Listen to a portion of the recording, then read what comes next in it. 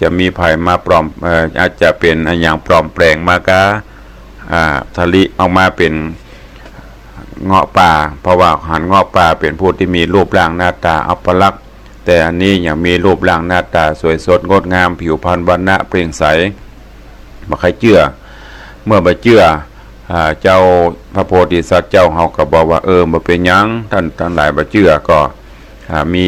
พยานหลักฐานก็เลยเริ่มเท่าความตั้งแต่แรกตอนที่ป่อใจไปเสาะหาสิ่งสาราสัตว์ท่านทั้งหลายก็ได้ปาดเอาใบหูปาดเอาตามือแลกเอาแม่นกอแล้วก็คือนางโรจนาเอาหลักฐานมาคือพอครั้งที่สองที่สามแหมไปเสาะป่าบ่ได้ปลูงได้ป่าอย่างซักอย่างท่านทั้งหลายก็ไปพบไปปะกับเฮา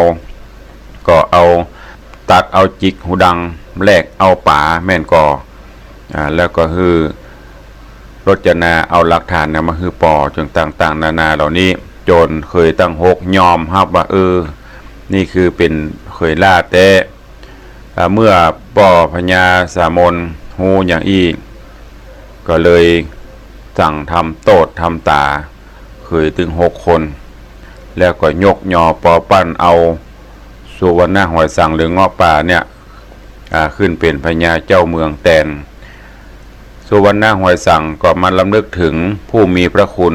แถมท่านหนึ่งก็คือแม่ของตนหลังจากที่ได้ปัดได้พรากจากกันที่เพิ่นเอาใส่แปรลอยน้ำแปรแตกกลางน้ำปัดปลาไปคนละที่ละต่างโดยความกตัญญูหูกุลก็ไปเสาะหาแม่จนกระทั่งจะไปพบไปปะแม่แก่นธรรมตัวนี้ท่านทั้งหลายคนใดคนเฮาทั้งหูจักบุญคุณมีความกตัญญูหูกุลต่อผู้บังเกิดเกล้าจะได้ดิบได้ดีก็บ่ลืมป่อก็บ่ลืมแม่อย่างกึดนึกถึงบุญคุณไปเสาะหาจนพบจนเจอก็เสร็จแล้วก็ทูลเชิญเพื่อจะเอาเข้าบ้านเข้าเมืองมาอยู่เพื่อให้ลูกเต้าได้ทดแทนบุญคุณได้เลี้ยงได้ดูตึงกายตึงใจอันนี้ฝากฝังไว้เนิ่นท่านทั้งหลายความกตัญญูหูคุณกับพ่อกับแม่ผู้มีพระคุณทั้งหลายบ่ว่าจะเป็นญาติพี่น้องหรือผู้ใดก็ตามที่เคยมีบุญมีคุณกับเฮาจะไปลบลืมจะไปลบลืมจะไปละลืมบุญคุณของเพิ่นต้องทดแทนต้องตอบแทนบุญคุณอันนี้ซึ่งแม่ป่อเป็นสิ่งที่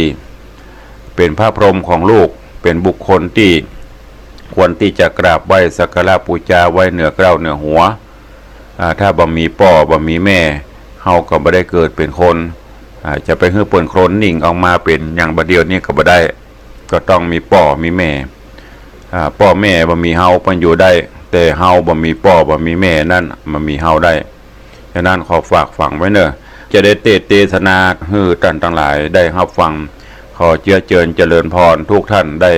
ตั้งอกตั้งใจสดับรับฟังพระธรรมเทศนาเรื่องสุวรรณหอยสังณโอกาสบัดนี้นะโมตัสสะภะคะวะโตอะระหะโตสัมมาสัมพุทธัสสะโสปิส่วนอันว่ามหาสัจเจ้ากับต่างนางนอนเนาเตวีสเวยปุรีเอกอังเป็นเจ้าจ้างเมืองมิ่งสุขแต่ยิ่งกเกษมใจจำเริญไปทุกสิ่งเพราะจอมมิงองค์คำมีราชธรรม10 สิ่งมั่นคงยิ่งในตนคงมนโดนประเทศบ่มีเหตุภัยมาย้อนสมปานต้านเจ้าพระนอดเนาองค์คำใดพร่ำสอนราชหมู่อมาเสนาบ่ฮือลาสาประมาทสติขาดในตนปั้มเป่งบุญไปใจบริจาคใดถวายทานศีลเจียงคันมีไว้ขออย่าได้กระทำปาปะธรรมอันหยาบอย่าคำราบราวีกวนเตควีเจ้าหมู่ฮือได้อยู่กับศีลฮือได้กินกับธรรม อย่าโลภอ่ำของต้านอย่ากึดอ่านต่างผิดจุงมีจิตใจซื่อจุงอดก้อยกระทำอย่างบนยกรรมอย่าขาดอย่าประมาทกรรมสอนแห่งบวรเต้าไทยโตนตั้นไทยสังกังหะฝูงราชเสนากับตังอามาตปจานาราชตั้งมวลตามสมควรแก่เหตุทะรงเกียรติหรือไปตัวโคงนายเขตห้องประเทศต้องอนาเป็นที่ปิญาไฟหอยฝูงไพร่น้อยคนเมืองเสียงลือเนืองสะด้านไปนอกบ้านเมืองไกลหูกันไปตัวลาคงลุ่มฟ้าจุมปูก็มีนั่นแหละนาตามัดถังปากาเซนโตสัทธาอาหาสัทธาอันว่าสัพปัญโยต้นเป็นครูแก่โลกจักไข่อาโภคบาลีบทหลังมีไปแจงพระจริงแสงเทศนาว่าภิกขเวทดุราภิกขุตั้งหลายตนทะรงสินใสสาโรธเจื้อเงาโคตรอรหันตากถานี้จักจากล่าวประวัติกล่าวไปหลังถึงยังเมืองพรหมตัตนกนาพรหมตัตตนกรแต่ก่อนย้อนแต่ก่อนอันกวนอันเคยปวนยิ่งโยดบัดนี้โสดมองขีจริงใดมีอมาตย์ผู้ฉลาดทัดทองหูยังกองเมืองบานตัวตุกทานตังมวลมาคะนิ่งหวนคืนหลังว่าเฮานี้เมื่อก่อนกี่เดิมมาก็โสภาผ่องแผ่วใสดังแก้วมณีบาดนี้มีอาเพศฮ้อนหายเหตุหลายอันบ้านเมืองปีนแผกตั้งแต่แรกองค์คำได้เจื้อยังกำได้เจื้อยังกำสอเมียน้อยนอเสนาไปไหวสาโสนสอว่าเจ้าน้อยนอหอยสังกุมารเป็นสัตว์การเลื้อยออกมาจากคอกภากพาสัตตาริชานาเจื้อจาดกวนคาขาดจีวังเขามัดขังผูกไว้กับแปรใส่ปล่อยเสียกงกาเดน้ำใหญ่เพื่อเหือใดวำวายกามโนดมาแต่นานมานักราจริงหิวหอดตุกธรรมอดเข็นใจการอ้ำมาดกึดใดดังอันจริงกึดสอดดันไปนาว่าจักเป็นฟ้ามัวดำจักไววำวอดเสียงดังขี้เมียงเกิดกับเล็กก็จักกัดเล็กหือหินปูดขาดหินเสียไปโอปมาเมสันดาอุปไมยดังเมืองแห่งบุญเรืองเป็นเจ้ากวนเฮาบอกเก้างุนเตี้ยงแต่จักแก้ไขตันบอกฮือมานจะจวดจริงได้ลวดไปไวจอมทันจูประการว่าปุตตาและแม่บ่ถึงแก่ความตายบัดนี้เป็นนายเมืองใหญ่ของเขตไตปาราณสีกวนเฮาดีเจิญมายังพุทธาลูกเต่ากับแม่เจ้ามาเมืองเหตุบุญเรืองเจ้าป้อบ่มีนอพุทธาอันจักมาแต่นเจ้าธรรมดาเล่าแม่นามทุกถิ่นกำนาตีกันบ่มีน้ำเล่ากี่ก็หากเป่าดอมได้จ้างไปสานตัวประเสริฐเป็นจ้างเลิศหัตถี ตัวดำดีปลอดล้วนลักษณะทวนจูประการเป็นจ้างสานตัวใหญ่ป้อยว่าไปบอกมีงามจ้างนั้นนาบ่อาจจักความขาดค่าเซิกข้ามน้ำลึกบ่มีอย่างเหือดีขัวกายจักคำอาจจักข้ามไว้ยากนักหนาเป็นดังพระราชาเจ้าบ่มีลูกถ้าเอาแต่นเมืองกันบุญเรืองเจ้าป้อเสียงบุญต่อละไปจากบ่มีภัยแต่นองค์โคนตั้งปวงโค้งหมู่บ้านจากป้ายการสัตว์โหฝูงหมู่ตูไพร่ราชจักวินาศชิบหายกวนบุญภายป้อเจ้าไปเจิญลูกเต้ามาเมืองแดนบุญเรืองตนป้อสะเวยสืบต่อปุรีก็จากสมฤทธิไฟอ่างนั่นแหละนาตะตาในกาลละยามนั้นมหาอำมาตย์ไวนบบาทราชาขอย่อมือสาน้อมกล้าวเพื่อจักเล่าลมควันว่าข้าแด่จอมตันมหาราชปรนาถผู้มีนองค์ผู้มีนเชื่องเจ้าจงกึดแต่เก้าเดิมมาปางเมื่อจันตาเทวียออัญจุลีน้อมไหวฟูงเทพไทยเทวาพาธนาใครได้ยังหนอไทยปุตตาขอตนบุญมาเป็นลูกเฮือได้ผูกตั้งสาร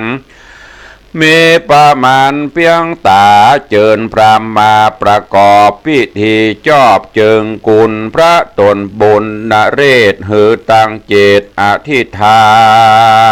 นสมาตานสิน58กำหนดแขวด7 วันสลีนงพันเทวีเก้าและเมียน้อยกะพระและเมียน้อยพร่ำกระทำตามองค์คำบอกสั่งตั้งใจยังสมาตา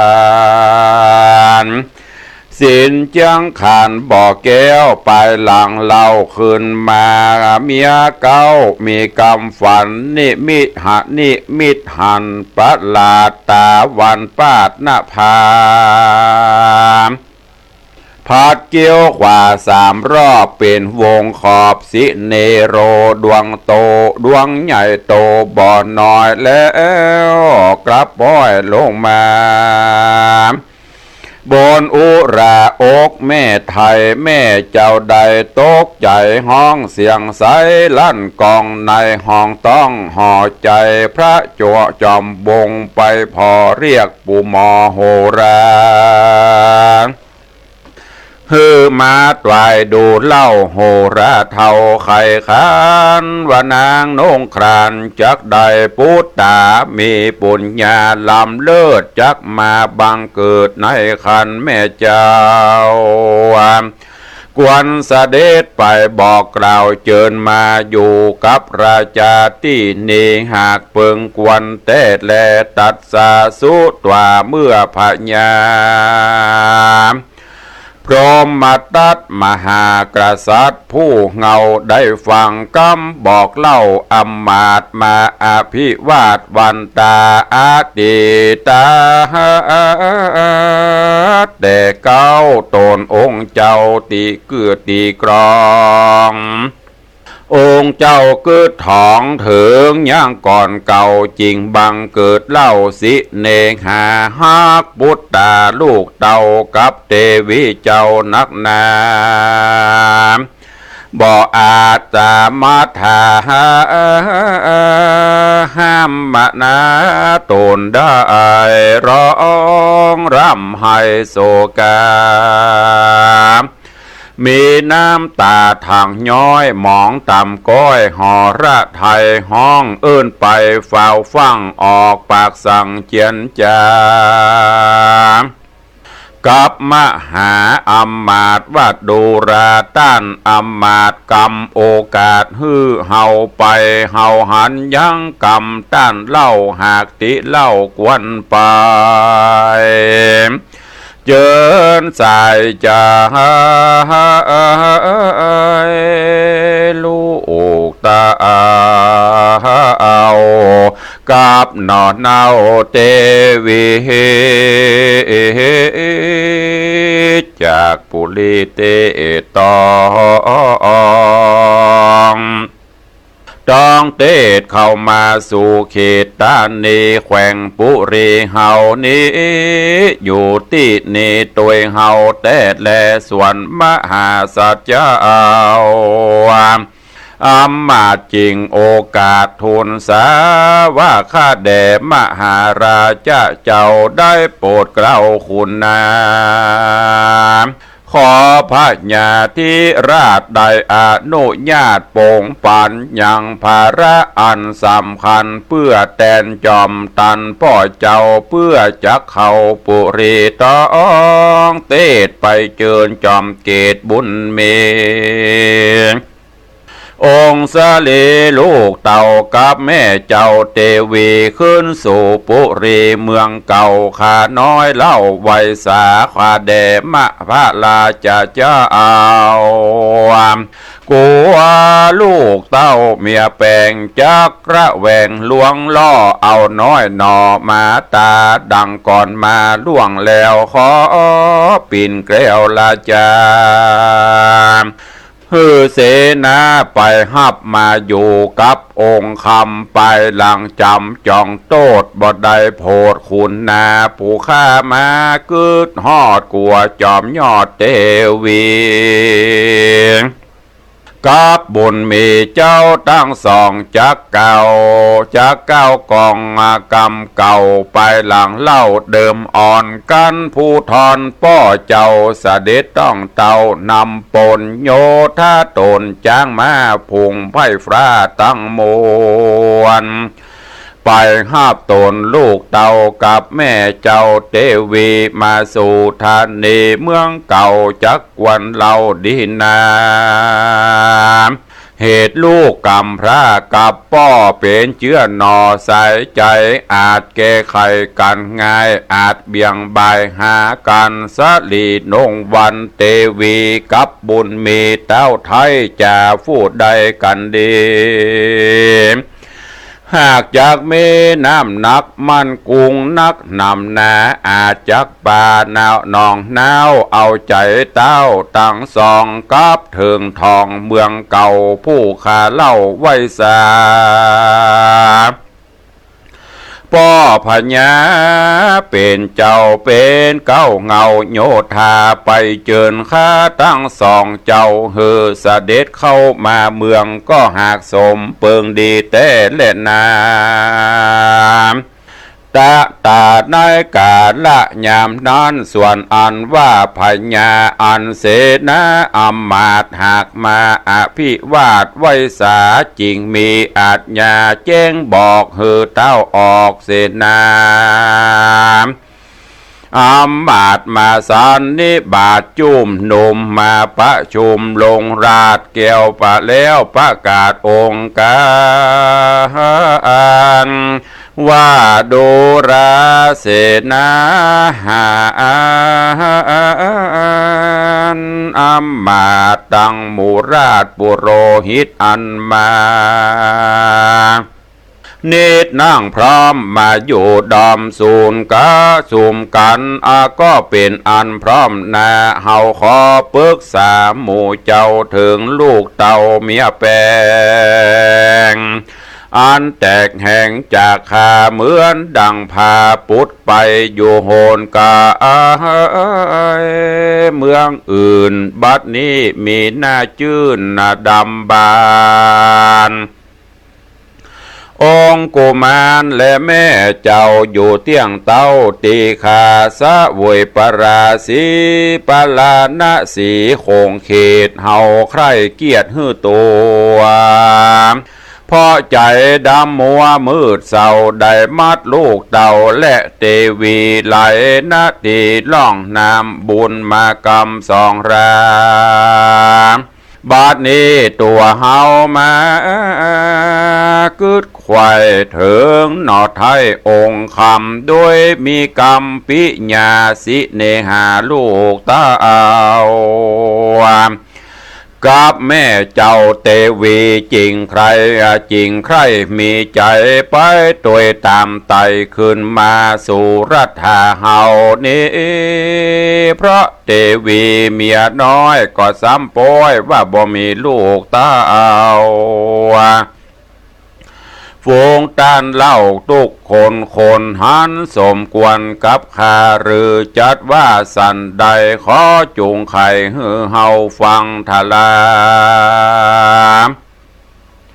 เมื่อนานมหาเสนาผู้ใหญ่ทุกผู้ไข้หันตามว่าดีงามลำเลิศหากประเสริฐจุอันฟูงหมู่คาหันว่าถูกกวนเจิญลูกสายใจกาบัวไข่แม่เจ้าเฮอเสด็จเข้ามาเมืองพระบุญเรืองเจ้าป้อกึดแม่นนอดีงามดีขอเจอบนมีหนอมาเมืองนั่งแต้นเหลืองแต้นป้อสืบเก้านอราจาเป็นสตาห่มกวางเป็นที่ไฟอ่างอาสะไรเป็นโปสะไรล่มกวางแก่หมู่ไพร่พระจาขอ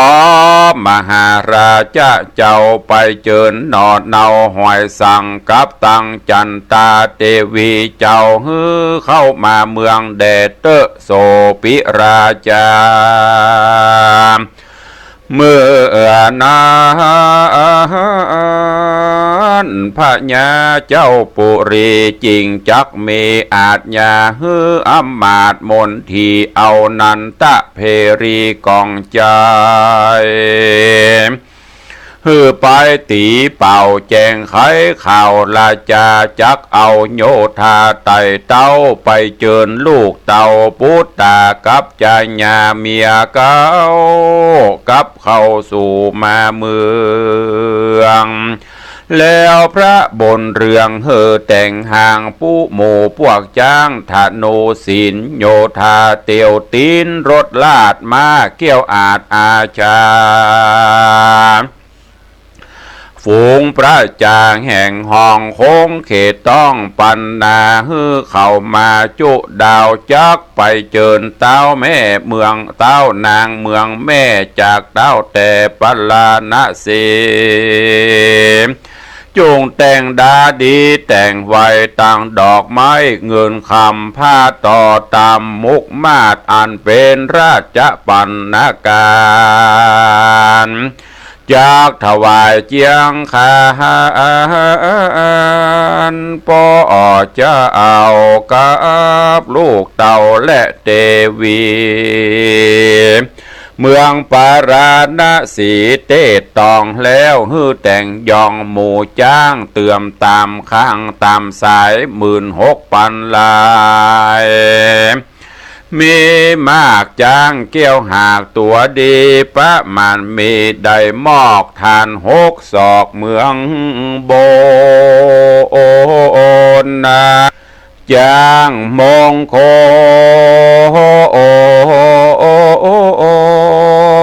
ลอาคาเจือข้าวดาว10ข้ากูลมีเก้าโงนากำเนิดหากใดเกิดมีมากาละวะกะหัตถีตัวมีสีตีมาบอาจจักภาพไพรีต ตังไขยะหัตถีตัววันพีสีน้ำเป็นจ้างกรรมเมืองเราบ่ฮือมองเงาหมนเศร้าปันดลาเผาหัตถีเป็นจ้างสีขาวป้าปลายดังดาวข้างฟ้าตำพระหัตถีตัวกระสีดำแดงหาเข้มแข็งบ่อยยานเซึกป้ายการลานนีปิงคละหัตถีวันนะดีเลิศแล้วเป็นดังแก้วตาแมวโหเจิงแนวต่อตานบ่ผ่านย่านสัตถูกันทะหัตถีจูใจดีใจโจกต่างสามโลกโจมเจยเป็นจ้างเลยเอกมังกละหัตถิตัวจ้างมังกายภัยรีสีงามดีวิเศษวันนาเปตดังอัญจันนาเหมหัตถีเรืองพันสีเหลื่อมมันดังสุวรรณในเบาจักนำเอาลูกเต้ามาเมืองอุโปสัทธาเรืองพองแผ่วเพียบดังแก้วมะเนวานนะเฮอจอมขวัญแม่เจ้าจันตะเทวีเล่าขี่ม้าจากพระราณสีเตตต้องเข้าสู่ห้องปุรีฉันทัตตาหัตถีข่าวใส่ดียิ่งโยดงามวิโรธดังยวงสำรับองค์นอฟ้าพระนอลารจนาดูราต้านอมาตทัดนั้นวาดเล็งไปจุมมาใจหลายหลาก16,000ปันหากสังขญาเลือกสรรเชื้อชาติมาเกี่ยวอาจจะมาเกี่ยวอาจญาทัดนั่นนาเสนารถเล่มกวางเลือกเอาข้างแน่นหนามั่นกุ้งนาเรียบร้อยบ่ฮือต่ำก้อยมองสีรถเล่มดีสะอาดไปเจิญราชปุตตากับมันดาแม่เจ้าทัดนั้นเล่าเสนาเตียวตีนไปเจิญนารินมากินเมืองกวางเครื่องศึกห่างอาสาฟูงโยธาชิดจานจัดเป็นขั้นสี่หมู่ปันกันอยู่เป็นจุมกองร้อยหุมแห่นหมู่กองพันอยู่สุมกันกองปนสันเป็นที่กองทัพครี่ซับเสียวเขาเป็นเกี้ยวแก้วแกวนลูกขุนแล่นโตโอยนายลูกหาบยายก่อนนาอย่าเจนจ้าหุยหายเด็กยิ่งใจละลาดเจ้าเมืองลาดจูใจฝุ่นพงทุรีมืดกลุ่มปกห่อหุ้มไปบนโกลาโหนบอดหน่อยปางยอดซอยลาจานำโยธาตังสี่ย้ายจากที่ไปปันเพื่อนิมนต์จอมขวัญลูกเต่าและเทวีเก้ามาเมืองกันไปถึงต้องเตศในห้องเขตปราณสีพระบุญมีหือตังพักยอบอย่างนอกธานีแล้วจริงมีองค์การแก่อมาตย์หานเสนานำเครื่องราชปัณณการกับปานติวันมวลมากเข้าเฝ้าราชบังกมพระบรมปิตาป้อพญาปราณสีกับนอบุญมีสุวรรณราชและน้อยนาฏมนทาลา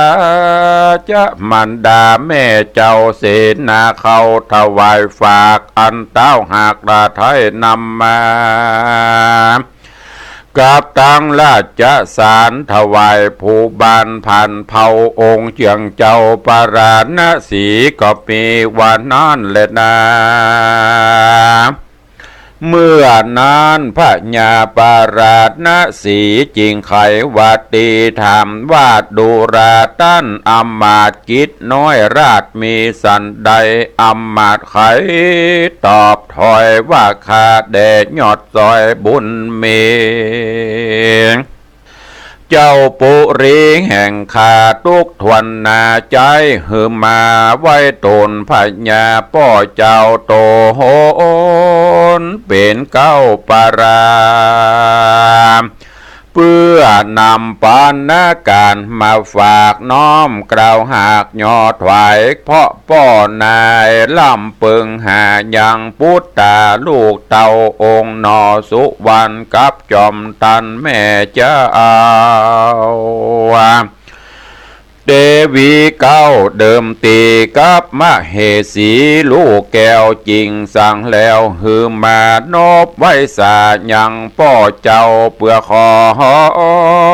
ลูกเต่าสุวรรณกับพระนักทันแม่ไทยกับที่ใบองค์คา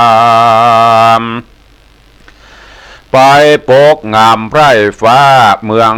บ้านเมืองข้าตังมวลขอเจ้าตนบนขวางองค์คำจะองค์เจ้าจ้างจอมเมืองอย่างินเครื่องอนุญาตฮือสุวรรณราชหอยสังกับมาตังตนแม่หือปิกแว่ขึ้นเมื่อเพื่อเป็นเนื้อหัวโหมกล้าวไปสืบเงาปัลลาแตนปิตาป้อเจ้าขอโพดเกลาผ่านนีแต่ดีลีเดเตโสราชาเมื่อนั้นพญาปาราณสีราชจริงโอกาสใครจะว่าดูราอมาตย์องค์เต้าราชปิตาใจผู้ข้ามาขออย่างเจ้าหนอลูกเต่าคือองค์เจ้าสุวรรณหอยสั่งกับมาตังแม่เจ้ากับนางนอดลารถจะนา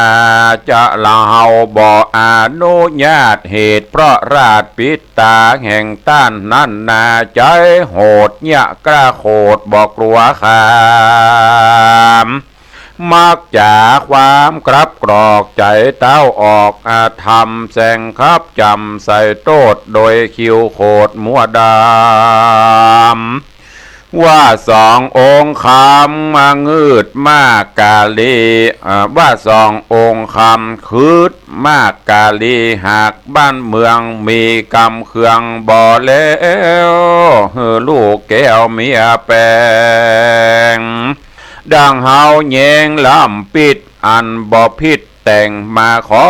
กับเฮานอว่าอันในใจนั้นมัวดำจักมาล่อองค์คำไปขาฮือความนาดอเมื่อมอ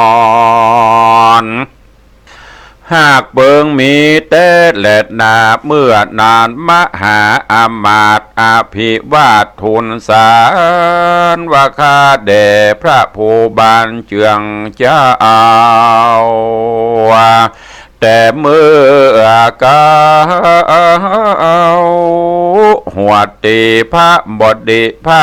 บดีแห่งหมู่ขาใจปั่นบามัวดำโมหะงำครอบเจ้าเอาตนเข้าอำนาจแห่งบ่วงบาทตันหาโตสะปาหือเกิดใจฮ้อนเดือดเป็นไฟฟังกำใหญ่สนสอเมียน้อยนอโคลิกาดังตังต้านปาลกะอุทธัจจะเกิดขึ้นใจปั่นปื้นปังลายลวดเมจากรรมเศร้าบัดนี้เจ้าองค์คำมาหูกรรมอันนั้นว่าเป็นโทษอันลวงลายมีใจหายบ่โคดจริงมาขอละโตสา แล้วใจข้ามาน้อมใบยังแม่ไทยเตวีกับหนอบุญมีลูกเตาวาเพื่อขอส่องเจ้าอาภัยขอพระจอมไตรหนุนเกือโพดภัยเอื้อราชาขอนางผาญาปิกปอกไปอยู่กับเต้าออกบุญมีไปแผ่ไม้ที่ปกกล่าวเป็นดังเก้าไม้หลวงห่มกว้างปวงกิ่งกานนะสาขาย่านยาวไกลเป็นที่อาศัยแห่งนกตูกผู้ยกกันมากินพันลาหน่วยใหม่นางหน่อไทยละจาก็มีอุปมาดังยามตุกมานานมาเถิงปากันเข้าตึงปึ้งเจ้าหายโศกเศร้ากังวลเหมือนด่างมวลฝูงคาได้น้อมหน้ามาหาองค์ราชาเป็นเจ้าเปิ้งห่มเกลาสมปานขอผู้บานตนป้อเหือน้อยหนอสุวรรณผู้เป็นผู้อันโศกไม่ร้องร่ำให้ไปมาหาพุทธาลูกเต่าส่วนนางนอนเนาเทวี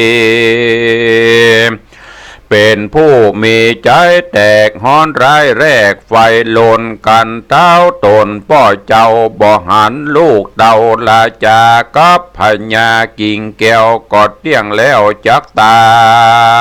ยวอดวำวายความนาจริงใจขาน้อยมาขอ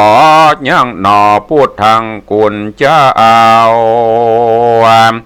กับหนอเนาเทวีไปสู่ปุรีดังเก่าเมืองพรหมมาตัดเล่านกรใจแดดเตอโสปิส่วนอันว่าพญาปราณสีไขวาตีตอบตานว่าดูราตันอมาตเสนากันราชาฮักลูกเต่าและนอนเน่าเมียแปลงมีใจแฝงไฟเอือเป็นดังเจือกำจาเป็นดังเจือกำจาแห่งต้านอำมาตเต้าไทยราชไปไหนสันใดและบอกมานำเสนาอำมาตปัจจานาราชมาเถิงเข้ามาเมืองเฮานี้จักได้จี้แจงกันได้หันผิดถูกว่ากวันดีลูกอภัยเมียใส่ใจลดโตดเจื้อเงาโคตรหัวตีบ่ล่างว่าเมอุบายจุกันตายหลอกโตโอมตกโลตกลมตกโจมดังกำเล่ามีมาว่าจุเจ้าฟ้าตีเมียจุตาเพรียบอดจุมันยอดญาตาอันใส่ยาปิดไว้พญาไทยหูเบาเฮาจักเอาสั่งเป็นมันเป็นแบบนั้นสัจจางไผว่าอาสาก็เชื่อเจ้าบ่โหมือลาโอญามกวนเหตุเป็นคนหูเบาสามมาเอาใจตัวว่าบอกกึดแยงหน้าแยงหลังแต่แลเมื่อนั้นอำมาตย์ไว้พระบาทราชา ย่อมือสาน้อมเกล่าวว่าข้าแด่พระราชาเจ้าจอมธรรมผู้ข้าอำปิดไว้ตามแก่นไทยราชาหากสั่งมาฮือกล่าวฟังดูข่าวกำกวนกันสมใจตนดังขาดตนพระบาทจักมาการบ่สมคะนิ่งหาพ่อเจ้าก็จักไต่เต้าขึ้นเมืองบัดนี้บุญเรืองพ่อเจ้าได้เข้ามายังอยู่นอกแก้วกูปาราจริงใจข้ามาน้อมใบเพื่อขออนุญาตโปงปันก่อนแลเมื่อนันพญาปาราณสีได้ยินว่าตีอำมาตย์อันมาอภิวาทไว้สาจริงโท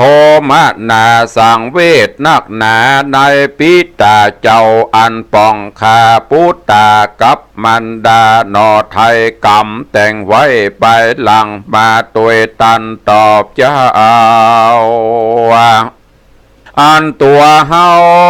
นี่เดิมตีก็หากมีทิฏฐิก็ดำริตีต่อยหือแตกพ่อยเป็นแตกพ่อยเป็นพงขุนอินลงโลกลาจริงปิกนาคืนดีอันองค์บุญมีป้อเจ้าหากได้เข้าใจผิดเพราะเหตุมิตรในเฮือนมาบิดเบือนโซนส่อกึดใจเกิดใจพอกับเฮาฮกเคยมาเขามาสอก็หากพอพิษกันกวนเฮาพันหาจ้องตี้จักนองน้าวใจเฮือจอมตราป่อเจ้ากับลูกเต้ามาตาเข้าหากันได้เมื่อนานเมื่อเต้าไทยพญามาจินตนาดังอันจริงมีใจอ่อนน้อมใจโอบอ้อมอารีจริงจันจะกล่าวตานว่าดูราตันอำมาตย์เมื่อเต้าราชปิตากับโยธามวนหมู่ทุกผู้กู้ยิงใจมีมโนหมายใครใดยังลูกไทยสุวรรณกับมาตั้งแม่เจ้าเฮาผู้เฒ่าราชาก็จากอนุญาตแก่ต้านจานและนาตะตาในกาละยามนอนอันว่าอำมาตย์เสนาก็โสมนัสสาจื่นเจยบานป้ากันไปเฝ้ายังหนอเนาสุวรรณกับนักทานแม่เจ้าและนางหนอดเนารถจะนาในพังกาภาษาดแล้วอำมาตย์เสนายอหาถาใส่กล้านบไว้เจ้าทุนสารไขอาการแต่เก้าทุกผู้โศกเศร้าโศกาเวทนาโศกไม่ร้องร่ำไห้เร่ร่อนอาทะวนลำบากผิวพันหากมองสีทะลงโศกีมนเศร้าหาลูกเต่าเตวีใครหันสลีสีสะพายหับส่งให้มาข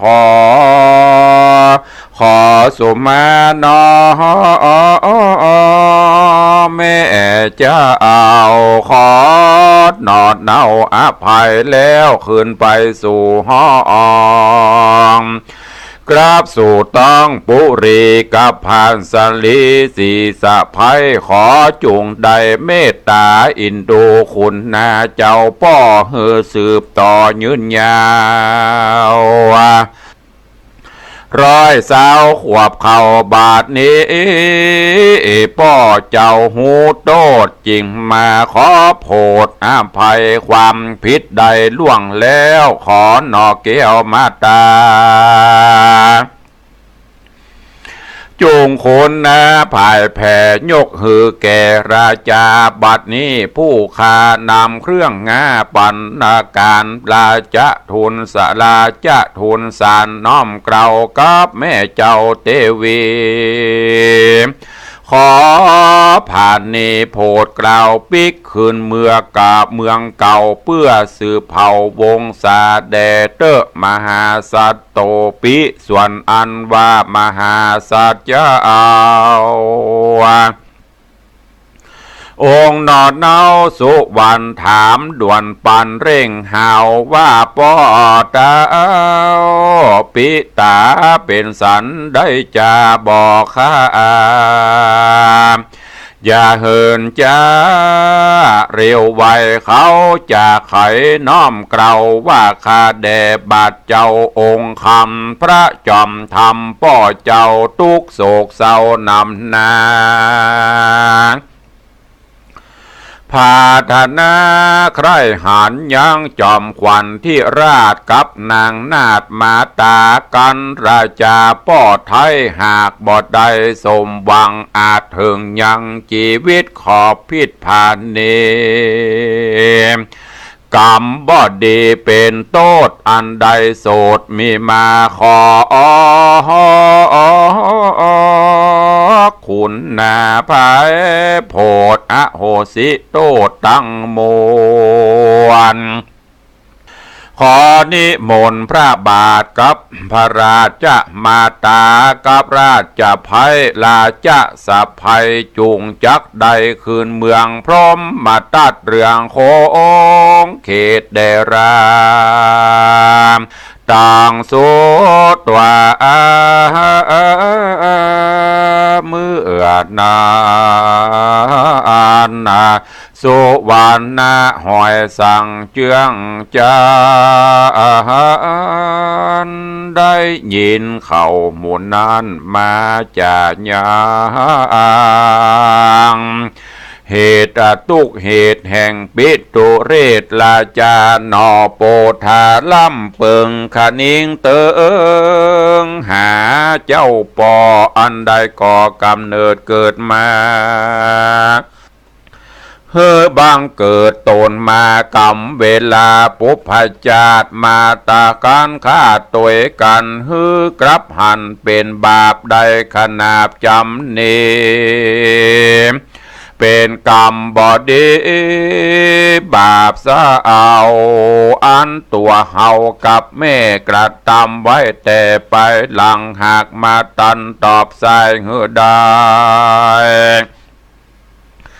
ยากย้ายเมืองมาจากหิตตาป้อเจ้าจากญาติเผ่าวงศากึดไปมาที่แจงเมื่อป้อแกรงขับหนีก็จักบดี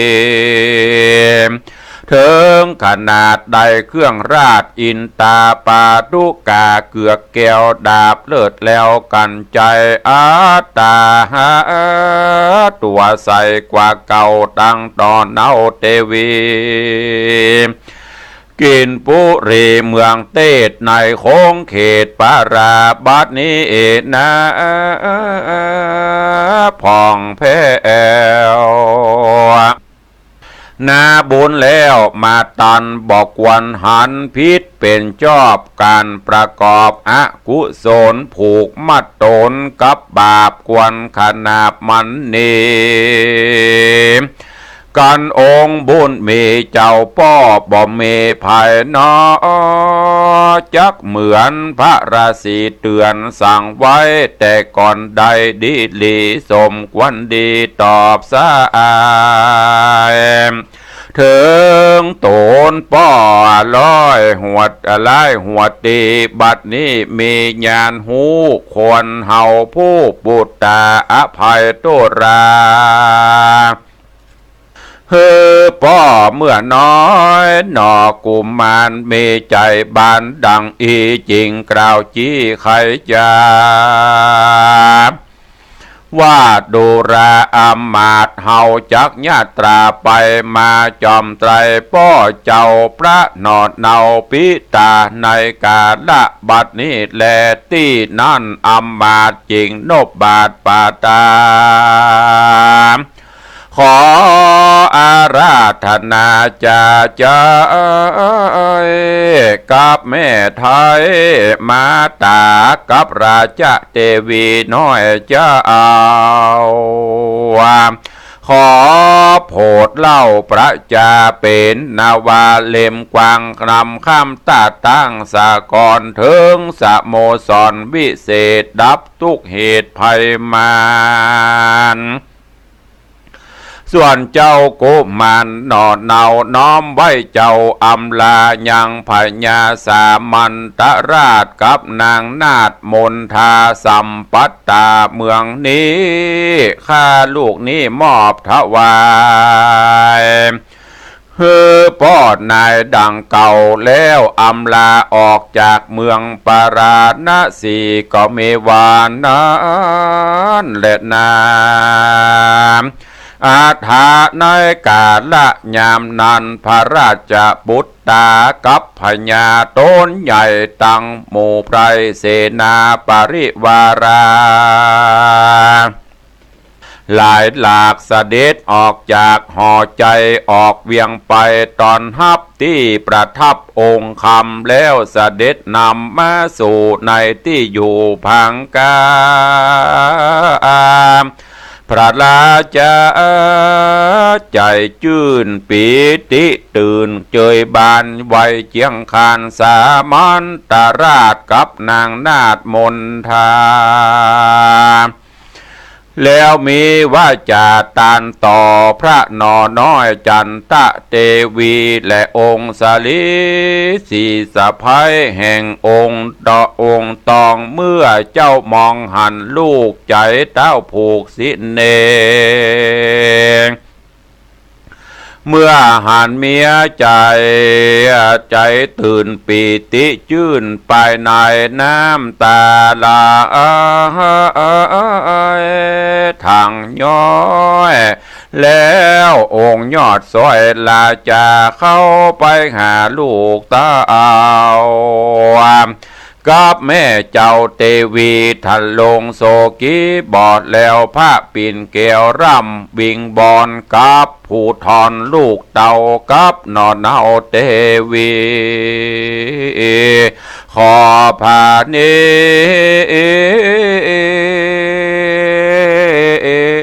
อดอย่างโตอดกูปอร้ายโหดเดิมทีขอเทวีและลูกเต้าทั้งสองเจ้าองค์คำจุงอาโหสิกรรมยกโทษอย่าตือโคดในใจขอใส่ใจลูกเต่ากับนอนเนาจันตะเทวีกับตั้งสีสะพ้ายเจื้อเงาไทยตั้งสามแปลงใจงามผ่องแผ่วฮับเอาแล้วยังขันคำตามดังกรรมแห่งคาอันน้อมนามาขอไปสืบก่อแตนเมืองก็เฮวานนั้นและนาเนติตังขีญาสังวันนาวิเศษจาห้องเหตุยังสุวรรณหอยสังก็บังโคมสมเรศเดชวันนี้ก็ได้นำเอาพระธรรมเทศนาเรื่องสุวรรณหอยสังผูกทวนหกก็จบปริปุณังไปแล้วก็ผูกทวนแปดเหลือแถมสองผูกทำเรื่องนี้ก็จะอวสานลงเนื้อเรื่องเนื้อหาสารธรรมก็หวังว่าท่านทั้งหลายฟังแล้วก็คงจะเข้าใจและก่อนไกลเอาสิ่งที่เป็นสาระน้อมนำมาคิดพิจารณาน้อมนำไปประพฤติปฏิบัติสุวรรณหอยสังเมื่อก่อนปางหลังอยู่กับป่อเนรเทศออกจากบ้านจากเมืองกับแม่ เพราะกรรมสนส่อของเมียน้อยป่อพญาก็บ่ฟังกรรมใต้บ่เก็บกรรมเบากรรมเหนือเปิ้นฟ้องเปิ้นส่อหยังก็เจื่อง่ายหูเบาสุดท้ายก็มาตุกอกตุกใจมะลุนแต่พอว่าฮู้ว่าลูกบ่ได้เป็นคนคืดคนจาอย่างที่เปิ้นว่าลูกเป็นผู้ที่มีปุญญาบารมีก็เลยปาเอาเสนาอมาตย์จะไปง้อไปงอนไปขอเอาลูกปิกเข้าบ้านเข้าเมืองลูกพอฮู้ว่าป่อมาแทนที่จะโคดโกธาเมื่อก่อนป่อขับไล่พักใส่ไล่ส่งบ่เป็นอย่างอั้น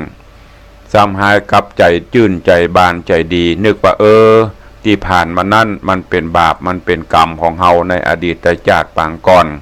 ถ้าป่อบังคับป่อประจำออกบ้านออกเมืองเฮาก็คงบ่ได้ของพิเศษเฮาก็คงบ่ได้ฮู้ว่า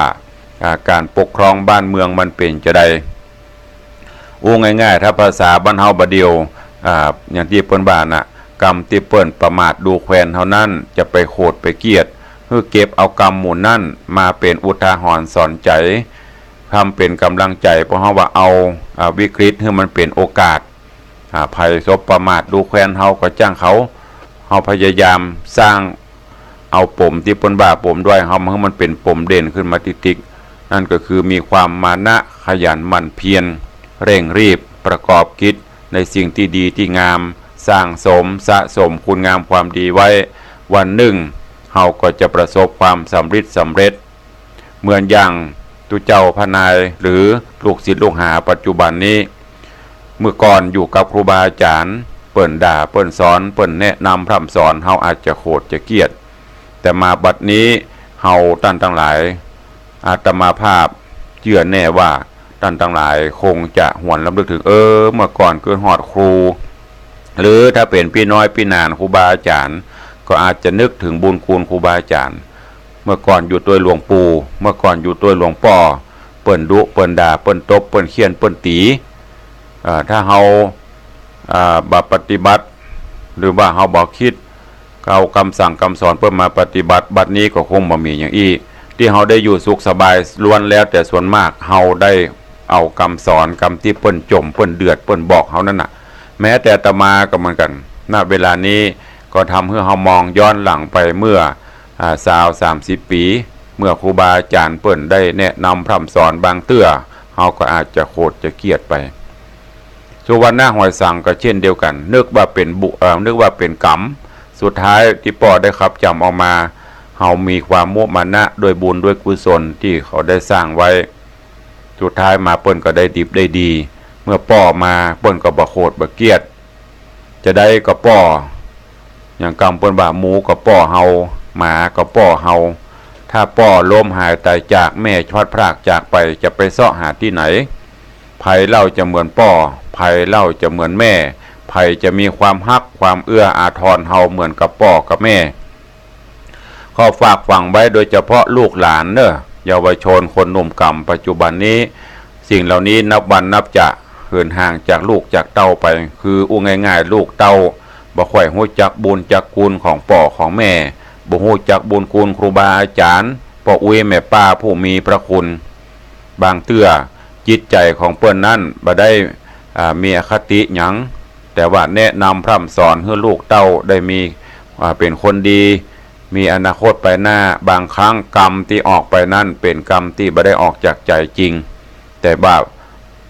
ง่ายๆว่าบ่ฮู้จะว่าจะได้เปิ้นก็ว่าไปอย่างนั้นเบื้องเฮาได้ดีสุดท้ายถ้าเฮาน้อมนำไปคิดพิจารณาเฮาเอาไปปฏิบัติก็จะได้ดีไปคือมีความกตัญญูรู้คุณต่อพ่อต่อแม่จะไปเนรคุณลูกคนไหนหรือลูกศิษย์ลูกหาก็ดีเนรคุณก่อครูบาอาจารย์เนรคุณต่อพ่อต่อแม่